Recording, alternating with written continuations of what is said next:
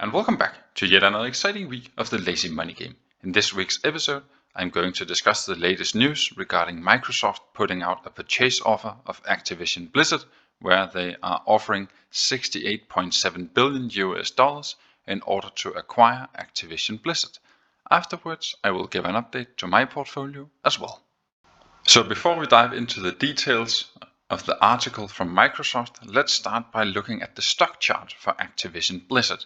Because as you can see here, over the last year, the stock has actually been in quite a decline. And when this news came out on the 18th of January, you can see that the stock price increased a little less than 30%. So a natural question to ask is, of course, is it worth buying Activision Blizzard today? So let's turn to the news article from Microsoft.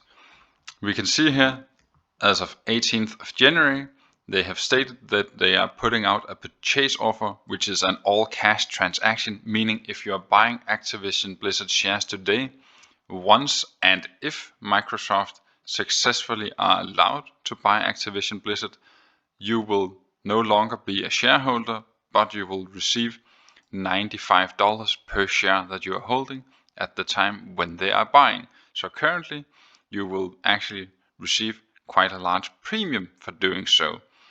And what you need to be aware of with this deal, you have to scroll all the way down here, that the deal is expected to close in the fiscal year of 2023, meaning sometime during next year. Why is this information important? Due to the fact that this will heavily affect your annualized rate of return if you were to buy today. So let me go into an Excel spreadsheet and try to explain the differences. So let me start by telling my assumptions, since I'm assuming that Microsoft will be allowed to buy Activision Blizzard of $68.7 billion, meaning that they're paying $95 per share. If this assumption is not met, you cannot put any weight at all into these calculations. Remember, all models are wrong, but some are useful. The second assumption that we need to make here is, of course, that if Microsoft are allowed to buy Activision Blizzard, that they actually have the financial strength to do so, meaning that they should have at least the $68.7 billion, which is required to do this acquisition. So if you go to macro trends, go to financials, go to balance sheet, then you can see here cash on hand that currently Microsoft has around 130 billion, meaning a little less than twice the amount required in order to finalize this deal. So this assumption seems to be clearly met at the current stage. So let me try and explain the calculations which I have done. I'm using this formula called annualized rate of return, where you have ending value divided by beginning value to the power of 1 divided by n minus 1, and then typically you multiply by 100. Instead of multiplying by 100, I have simply added the percentage sign for each individual cell. So let me try and explain how I have used this annualized rate of return formula. So first of all, I have listed a couple of different prices, saying I don't know exactly what price Activision Blizzard will be trading at. And since I do not know that, I try to do a what-if scenario analysis.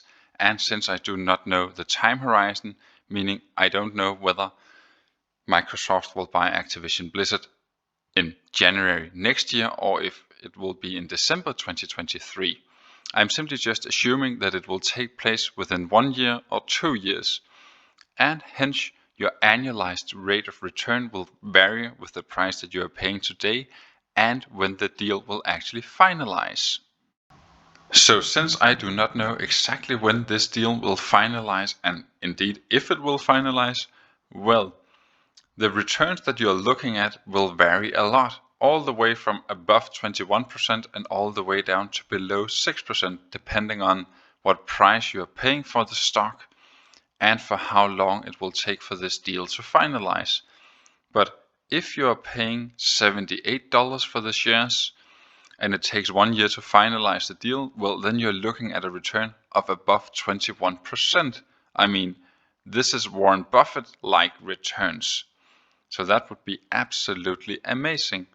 If you, however, are paying all the way up to $85, then you risk getting a little lower than 6% in return. So is Activision Blizzard a good investment today? Well, that depends on your required rate of return, because if you are requiring 15% a year, well, then essentially you are relying on that this deal takes place in January next year. Otherwise, you are simply not getting the return which you are expecting. But if you, for instance, only require 10%, well, then you should be willing to wait up to at least 18 months, as long as you're not paying more than $81.35 per share. And then it all of a sudden starts to make sense for you to invest in Activision Blizzard. So whether or not it is a good investment for you, that depends on your required rate of return. But how about opportunity costs? Meaning, if you have something else you can invest in where there is a higher degree of certainty that your required rate of return will be met, then obviously you will make a pass on Activision Blizzard. If that is not the case, well, then it is probably quite likely that you will invest in Activision Blizzard. This was just to show you some of the calculations you can go through in a very specific example, since it is not every day that we are seeing these offers in the stock market. So this was just a way for me to try and illustrate how you can do these calculations. So let's turn to my portfolio and see how it has performed within this week. So the first thing we immediately notice is that there was a red circle for this week's episode.